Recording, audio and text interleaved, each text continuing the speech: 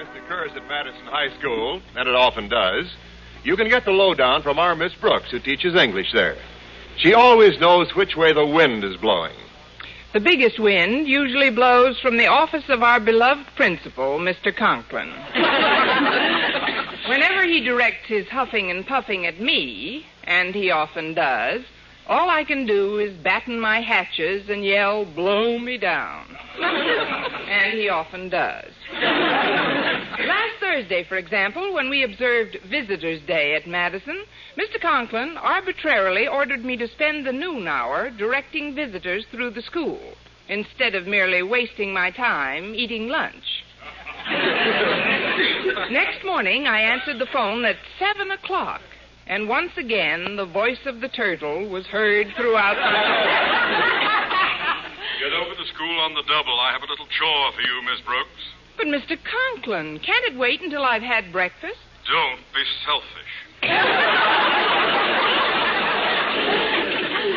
Well, a few minutes later, Walter Denton picked me up, and we headed for school. Hallelujah, what a glorious day. Oh, what a beautiful morning. Everything's going my way. Those pedestrians seem to be going the other way, Walter. Slow down. Slow down? Well, you're not in a hurry to see Mr. Conklin. That's the understatement of the year. Slower, Walter. There are more pedestrians coming up. Or going down, as the case may be. Boy, if there's one thing I can't stand, it's pedestrians. Why don't they get a car and defend themselves? Now, look at that fool driving on the wrong side of the street. It must be another European. They're all over town, Miss Brooks. I don't get it.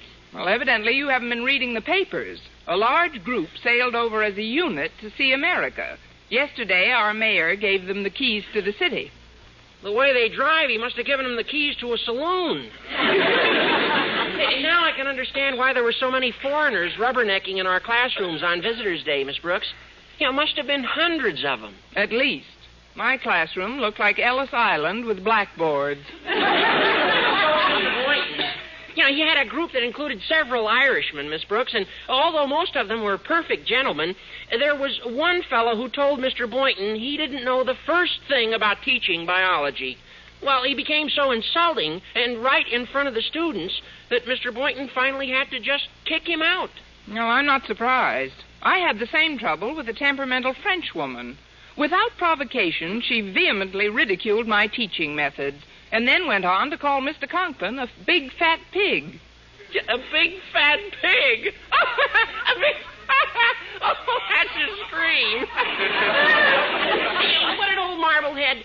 Mr. Conklin, say when she called him a fat pig. Well, luckily he wasn't there. She merely referred to him in those terms. But I think it's rude and disrespectful of you to find the matter amusing, Walter.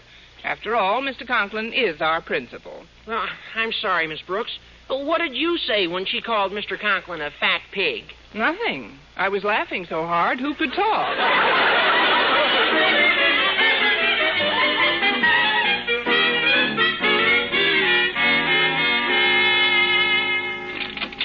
Good morning, Mr. Conklin. At ease.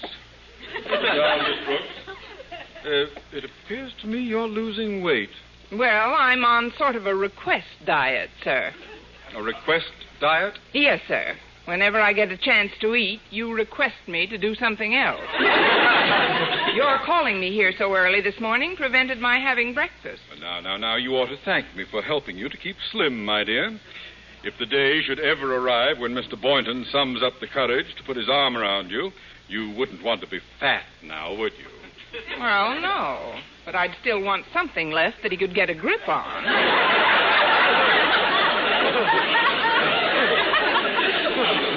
Well, of course, that isn't the point. I've been working very hard, Mr. Conklin. Haven't we all? Visitors' Day just about knocked me out. Gad, I never saw such weird characters, particularly a Swedish chap who had the audacity to tell me how to run my office. Well, I didn't wish to appear rude, so I gently escorted him to the door and gave him a healthy boot in the pants, calculated to fell an ox. You kicked him out? Literally. My punting days at old Rutgers stood me in good stead, Miss Brooks. They didn't call me Tricky Toes Osgood for nothing. Now, far be it from me to belittle the talents of your toes, Mr. Conklin, but unless you summon me here for something more urgent than to play This Little Piggy Went to Market, I'd like to eat. Oh, you are impatient, aren't you? Well, I'll tell you why I summoned you, and then you may bite me if you wish. Last night, Mr. Henry Newton flew in from Washington. Mr. Newton happens to be a distinguished member of the National Board of Education, Miss Brooks, and inasmuch as you are faculty advisor to our paper of the school, I want you to get out a special edition in his honor. He's that important? Yes, he is. To borrow a rather humorous expression from my old army buddies, Mr. Newton is as top brass as a doorknob in the Pentagon. I see. And you'd like to polish the doorknob. Exactly. You will run over to journalism at once and write a brilliant editorial under the name of Osgood Conklin. In it, you will heap lavish praise on Mr. Newton for his sterling achievements and outstanding success. Good morning. Well, Mr. Stone, you know the illustrious head of our Board of Education, Miss Brooks. Oh, certainly. If you'll excuse me, Mr. Stone, I've got to run over to journalism and write a story on Henry Newton. And by all means, stick around. I might be able to contribute some interesting facts to that story. Oh, splendid. You may state, for example, that Mr. Newton is a champion of international unification of teaching methods. Teachers in other lands simply do not understand our methods, nor do we understand theirs. Perfectly true. What do we have in common that men of all nations can understand? Outside of Marilyn Monroe, I can't think of a thing.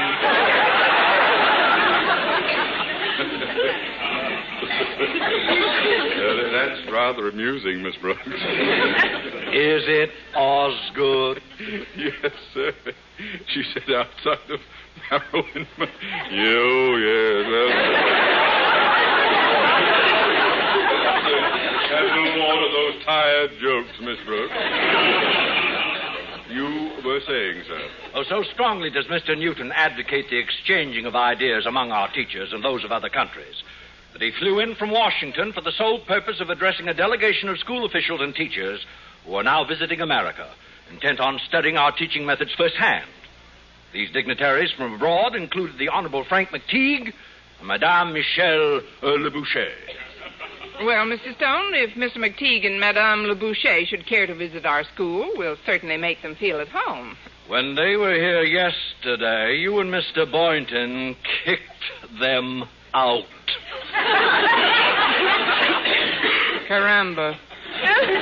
How dare you insult our good neighbors, Miss Brooks? Oh, shut up, Osgood.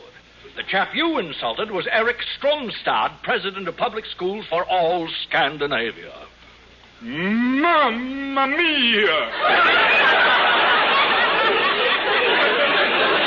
You kicked him out. As I say, they don't call him Tricky Toes Osgood for nothing. The injured parties have prevailed upon me to write a letter of introduction to Mr. Newton. They intend to meet him at lunch and officially protest the treatment they received at your hands. Well, sir, if you could perhaps tell Mr. Newton... I can tell him nothing. As a member of the National Board, his powers far exceed mine. You have stepped on the toes of his pet project, and in so doing, you may well have committed occupational suicide. Yes. You mean he might have our jobs? Under similarly grave circumstances, he has forced the dismissals of many teachers. Oh, teachers. Oh, well, I'll be sorry to see you and Mr. Boynton go, Miss Brooks. Please, Mr. Conklin. As for Mr. Boynton, his actions were entirely justified. Mr. McTeague insulted him in the presence of his students. Nevertheless. And as for Madame Le Boucher, well, I had to get rid of her. She was disrupting my classroom. That is no And she excuse. called you a big fat pig. The guillotine would be too good for her kind. Mr. Stone, my chivalrous nature compels me to spring to the defense of American womanhood. If Mr. Newton should discharge this poor woman, this poor teacher you see cringing before you... He's been known to fire not only teachers, Osgood, but principals as well. Principals, too? Mr. Stone, if I should lose my job... Never mind her. She's just a woman. I'm a married man with child.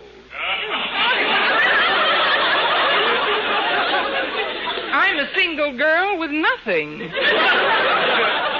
fact remains that you were guilty of shocking misconduct.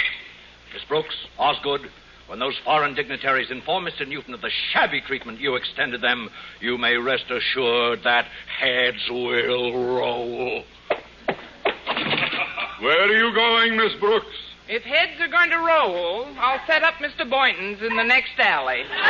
With the threat of unemployment hanging over our heads like the sword of Damocles, Mr. Boynton and I trudged into the school cafeteria at noon and joined Walter Denton at his table. Since none of us was in a conversational mood, we sat there in funereal silence, grimly scooping up our food.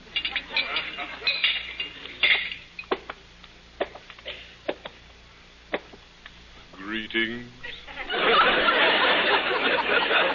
Aloha. Pull up a tombstone and sit down. Thanks.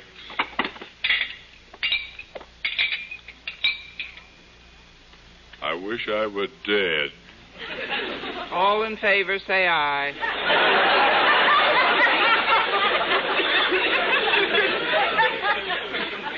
Aye.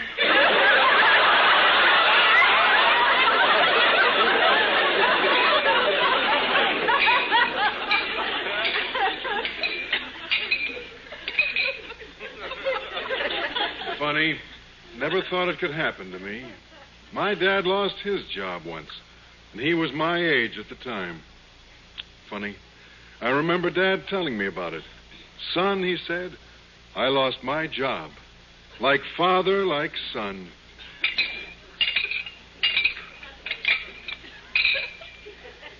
Sonny.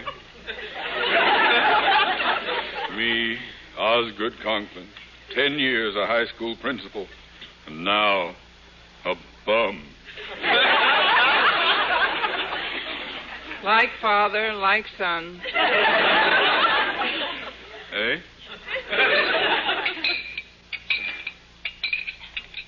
Funny. To think that at this very moment, those three dignitaries are having lunch with Mr. Newton and sealing our professional doom. Pretty soon it'll all be over. Honey, it's all over now. Mr. Stone got back to me about an hour ago with the information that Mr. Newton had just received a telegram from Madame Le Boucher, the Honorable Frank McTeague, and Eric Stromstad. In it, they vilified us but good, vividly recounting the harrowing events of yesterday. Then Mr. Newton knows the whole story. He does, and may heaven have mercy on us. Newton that having lunch with him could serve no valid purpose, that the brutal facts contained in the telegram could speak for themselves. What can we do? Where can we go? Funny. Gosh.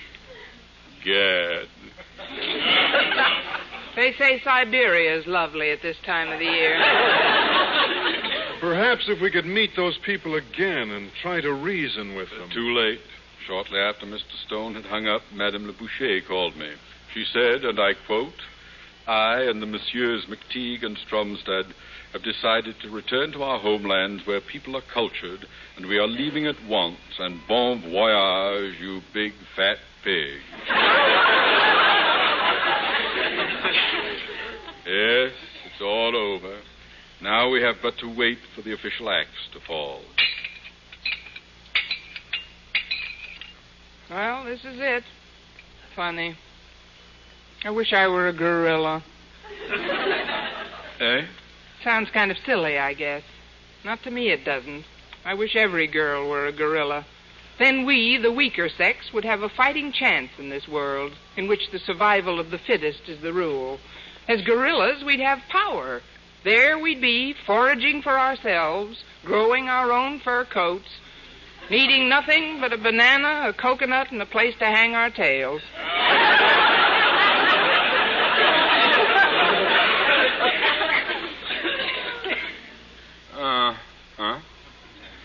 Miss Brooks, they also say the booby hatch is lovely this time of year. Well, if they'll give me a room, I'm ready. Hey, wait a minute. Well, I've got a scheme that might save your necks. Supposing one of those three dignitaries was to visit Mr. Newton at his hotel and act just as brazen and repulsive as he or she did yesterday. Then the guy might understand why you were forced to boot him out. Are you bucking for a padded cell, too, Denton? In the first place, Madame Le Boucher told me all three of them were leaving town at once. Yeah, you know that, Mr. Conklin, but Mr. Newton doesn't. And besides, it's a cinch he's never met them, or else they wouldn't have asked Mr. Stone to write a letter of introduction. See, I'm merely suggesting a little masquerade, sir. Heck, with all the costumes we got in Dramatics Club, one of you could look Irish or French or anything. Oh, that's preposterous, Walter. Not preposterous, just drastic. And if you don't think a situation like this... Oh, shut up. And if you don't think a situation like this calls for drastic action... Close your fuzz-crested upper lip, boy.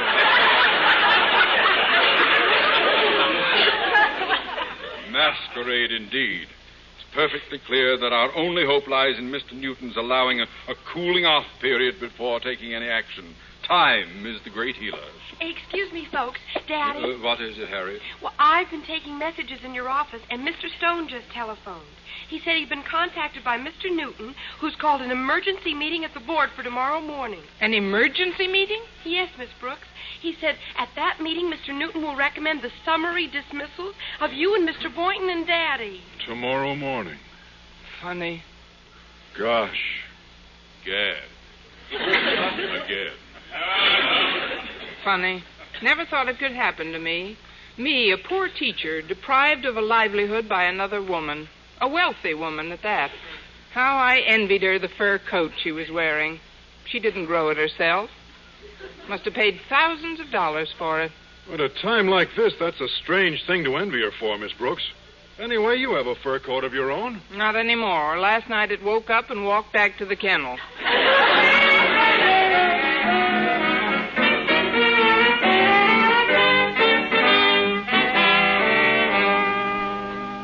Those members I have named will constitute a quorum at our board meeting in the morning, Mr. Newton. I am not pleased.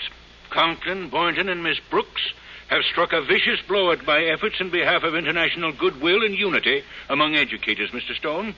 I want the maximum membership at that meeting. Call everyone. Very well, Mr. Newton. Excuse me, I'll use the phone in your bedroom. Bonjour, monsieur. Permit me to make the introduce. I am Madame Le Boucher.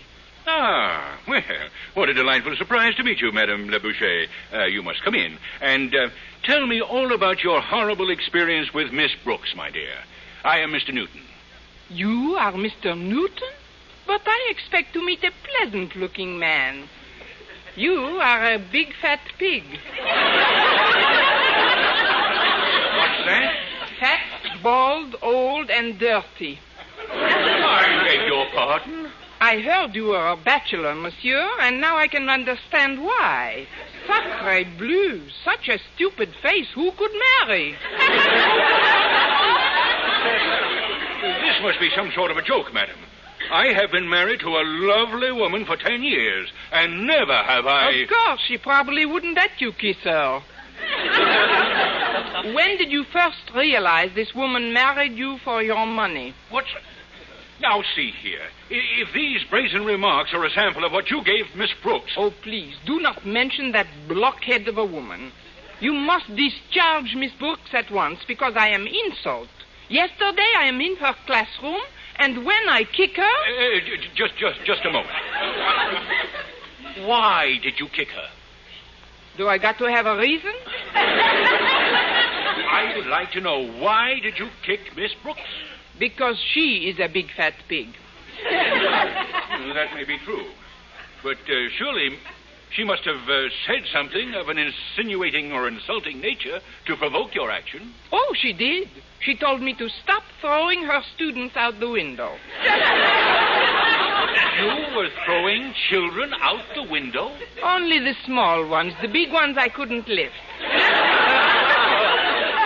My poor friend Eric Stromstad, he had the same embarrassing experience with Mr. Conklin. After he kicked Mr. Conklin... Just a moment. Why did he kick Mr. Conklin? Because he's a big fat pig. And I mean it. Eric and I, we do not like big fat pigs. Now, you take my friend Frank McTeague. He kicked Mr. Boynton. Why? Because he is a skinny pig. McTeague does not like skinny pigs. So you see, Monsieur Newton, if you could get it through your thick skull to understand... I'm beginning to understand a lot of things, madam. Come in. Yes? Jumpin' Yemeni.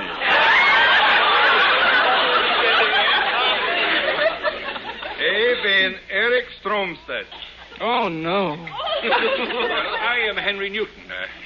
Mr. Stromstad, a moment ago I was shocked to learn that you kicked Mr. Conklin yesterday. Conklin, that knuckle-headed brainless oaf? Ja, I kicked him good.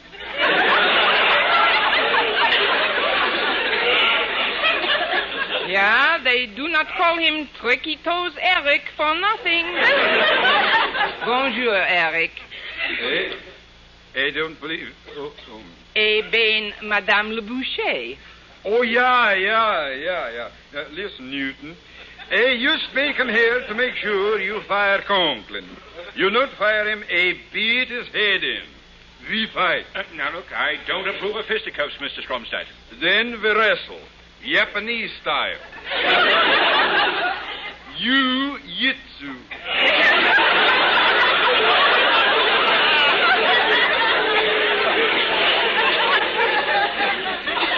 You sound like a yerk. Shut up. It is now perfectly clear to me that you folks were the belligerents in yesterday's happenings at Madison High. You misrepresented your case to me. You know what you stated in your telegram. No, we do not, monsieur. You see, when we wrote this telegram, we are loaded. Loaded? Yeah. We was drinking, you old goat. Drinking? Old goat? No, old crow. This is a little joke I heard on Coucle, Fran, and Pierre. Oh, good heavens, you people are insane. Begorra, I'm Frank McTeague. I'm Mr. Newton. The back of me hand to the front of your face. Asseyez-vous, McTeague. You remember me, Madame Le Boucher? And, of course, this gentleman here with the alpine jacket and the bare knees is Bain Eric Stromstad. Eric Stromstad? You? Oh, that's the silliest costume I ever saw. Shut up, you yak-ass.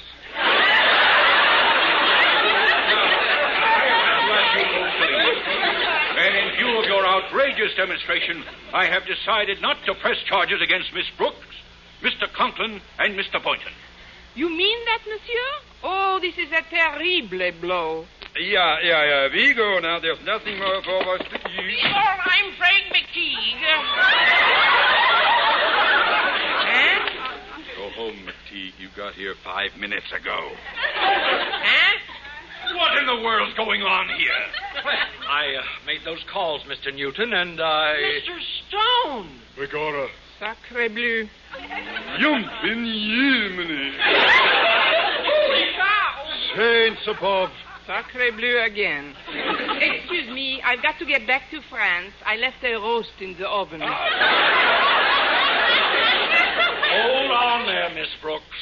Miss Brooks? And Osgood Conklin, Boynton, Denton. What's the meaning of this masquerade? A masquerade? So... Come on, gang. Like I say, Siberia is lovely this time of year. Once again. As Mr. Newton was about to fire us on the spot, a miracle happened. He received an acidly phrased telegram from Madame Le Boucher, which so infuriated the distinguished gent that he gave us his blessings and sent us on our way. But when Mr. Boynton drove me home, I was still so nervous that I had some difficulty in finding the doorbell. What's the matter, Miss Brooks? You need glasses? Glasses? Oh, no, it's just nerves, Mr. Boynton. Oh, here's the bell. Mrs. Davis isn't home, but her sister Angela will let us in. Oh, hello, Connie. Mr. Boynton. Hi, Miss Devon. Oh, what a day we've had, Angela. I can imagine. I've been terribly worried ever since you called me at noon to explain your predicament. Everything worked out okay, thanks to a telegram Mr. Newton received from Madame Le Boucher. Yes, it was in the form of a poem. It said, I will tell General de Gaulle you're the fattest pig of all. Why the impish giggle, Angela? Oh, Madame Le Boucher didn't send that telegram, Connie. I did. You? I hoped it might help you out of your predicament. Angela, you're a doll. That calls for a big kiss.